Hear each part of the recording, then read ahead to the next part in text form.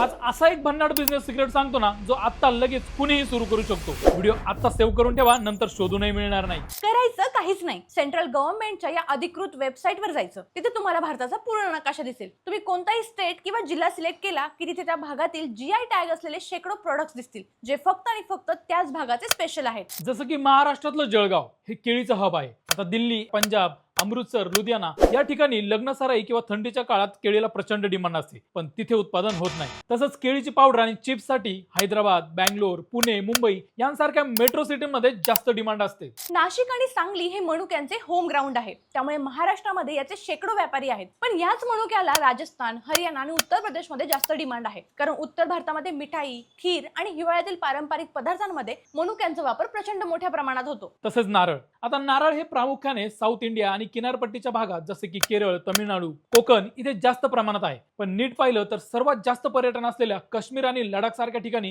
हे नारळ बघायला सुद्धा मिळत नाही। जर तुम्ही साऊथ मधून थेट डिहायड्रेटेड कोकोनट पावडर किंवा कोकोनट मिल्क पावडर सारखे व्हॅल्युएटेड प्रोडक्ट बनवून लडाख, काश्मीर, सिक्कीम किंवा हिमाचल सारख्या दुर्गम राज्यांमध्ये सप्लाय केले तर तिथे वाहतुकीचा खर्च कमी येईल, कारण वजन कमी होतं आणि कॉम्पिटिशन नसल्यामुळे तुम्ही दुप्पट ते तिप्पट मार्जिन कमवू शकता। आता तुम्ही स्वतःच एक प्रीमियम ब्रँड करून हे प्रोडक्ट सेल करायला सुरुवात करू शकता। वेबसाईटचं नाव मी खाली कॅप्शन मध्ये दिलं आहे। तसेच तुम्हाला प्रत्येक राज्यातील त्या जिल्ह्यात कोणते GI प्रोडक्ट आहेत ते बघायचं असेल तर PDF ची लिंक बायो मध्ये दिली आहे। पटकन जाऊन चेक करा आणि तुमच्या त्या मित्राला हा व्हिडिओ नक्की शेअर करा, जो सारखा तुम्हाला विचारत असतो बिझनेस काय करायचा। अशा सॉलिड आणि भन्नाट बिझनेस आयडियासाठी आम्हाला फॉलो आणि सबस्क्राईब करायला विसरू नका।